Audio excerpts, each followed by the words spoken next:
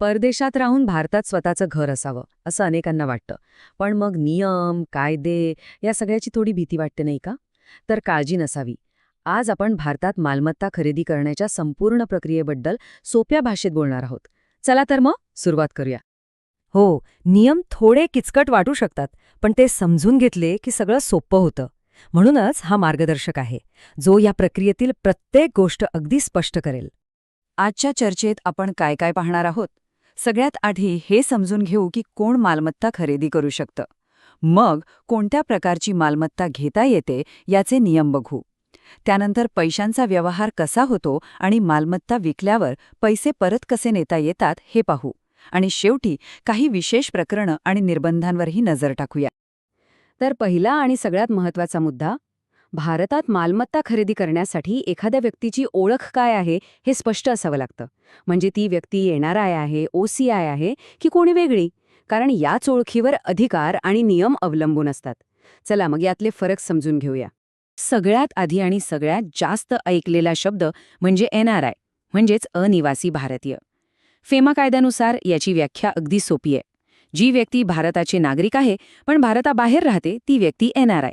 सरळ आणि सोपं. आता दुसरी श्रेणी आहे ओसीआय, म्हणजेच ओव्हरसीज सिटिझन ऑफ इंडिया. ज्या व्यक्ती भारतीय वंशाच्या आहेत त्यांना हे एक विशेष कार्ड मिळतं. आणि मालमत्ता खरेदीच्या बाबतीत एक चांगली गोष्ट म्हणजे एनआरआय आणि ओसीआय यांना जवळजवळ सारखेच अधिकार दिलेले आहेत. इथे एक छोटासा पण महत्त्वाचा मुद्दा. कदाचित काहींनी पर्सन ऑफ इंडियन ओरिजिन किंवा PIO असं ऐकलं असेल, तर ही जुनी श्रेणी होती. आता रिअल एस्टेटच्या व्यवहारांसाठी ओसीआय स्टेटसच ग्राह्य धरलं जातं. त्यामुळे कोणताही गोंधळ नको. ठीक आहे. तर आता ओळख स्पष्ट झाली. पण पुढचा प्रश्न येतो की नक्की काय खरेदी करता येतं? घर घेता येतं का? दुकान? शेतजमीन विकत घेता येते का? चला ह्याचे नियम बघूया. हा नियम अगदी सोपा आहे आणि लक्षात ठेवायलाच हवा. एनआरआय आणि ओसीआय म्हणून कोणतीही निवासी म्हणजे राहण्यासाठीची मालमत्ता किंवा व्यावसायिक म्हणजे कमर्शियल प्रॉपर्टी खरेदी करता येते. पण शेतजमीन, कोणतीही प्लांटेशन प्रॉपर्टी किंवा फार्म हाऊस खरेदी करण्यावर कायद्याने पूर्णपणे बंदी आहे. हे करता येत नाही. बरं, मालमत्ता मिळवण्याचे मुख्य 3 मार्ग आहेत. एक तर सरळ खरेदी करता येते, दुसरा मार्ग म्हणजे नातेवाईकांकडून भेट म्हणून मिळू शकते आणि तिसरा म्हणजे वारसा हक्काने मिळणं. आणि इथे खूप इंटरेस्टिंग गोष्ट आहे. आपण मघाशी पाहिलं की शेतजमीन खरेदी करता येत नाही, पण वारसा हक्काने मात्र शेतजमीन सुद्धा नावावर होऊ शकते. हा एक महत्त्वाचा कायदेशीर अपवाद आहे. चला, मालमत्ता निवडली, सगळं ठरलं. आता सगळ्यात महत्त्वाचा टप्पा, पैसे कसे द्यायचे, कारण इथे नियमांचं पालन करणं खूप म्हणजे खूप गरजेचं आहे. एक गोष्ट अगदी मनात कोरून ठेवा. भारतात मालमत्ता खरेदी करताना रोख व्यवहार म्हणजे कॅश ट्रान्झॅक्शनला अजिबात परवानगी नाही. ट्रॅव्हलर्स चेक किंवा परकीय चलनाच्या नोटा हे काहीही चालणार नाही. प्रत्येक पैशाचा व्यवहार हा फक्त आणि फक्त अधिकृत बँकिंग चॅनलमधूनच व्हायला हवा. मग योग्य मार्ग कोणता? तर परदेशातून थेट बँकिंग चॅनलने पैसे पाठवता येतात.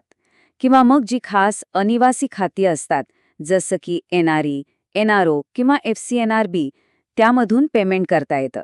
सगळ्यात महत्त्वाचं काय, तर व्यवहार कायदेशीर आणि पूर्णपणे पारदर्शक असला पाहिजे. आता या खात्यांमध्ये नेमका फरक काय आहे? अगदी सोप्या भाषेत सांगायचं तर एनआरई आणि FCNRB ही खाती परदेशात कमावलेल्या पैशांसाठी असतात. यावर भारतात कर लागत नाही आणि हे पैसे परत परदेशात सहज नेता येतात. याच्या उलट एनआरओ खातं हे भारतात होणाऱ्या कमाईसाठी असतं, जसं की मालमत्तेचं भाडं. या खात्यातल्या पैशांवर कर लागतो आणि ते परत नेण्यावर काही मर्यादा आहेत. ठीक आहे. आता गुंतवणुकीच्या शेवटच्या टप्प्याकडे जाऊया. समजा मालमत्ता विकली, तर त्यातून मिळालेले पैसे परत आपल्या देशात कसे न्यायचे? विक्रीचे पैसे परत नेण्यासाठी काही मुख्य अटी आहेत. त्या नीट समजून घेऊया. पहिली अट, मालमत्ता खरेदी करताना सगळे कायदे पाळलेले असावेत. दुसरी, खरेदीचे पैसे परकीय चलनातून म्हणजे एनआरई किंवा FCNR खात्यातून आलेले असावेत. तिसरी, जर निवासी मालमत्ता असेल तर ती विकण्याआधी किमान 3 वर्ष धारण केलेली असावी. आणि चौथी, फक्त 2 निवासी मालमत्तांच्या विक्रीचे पैसेच परत नेतायत.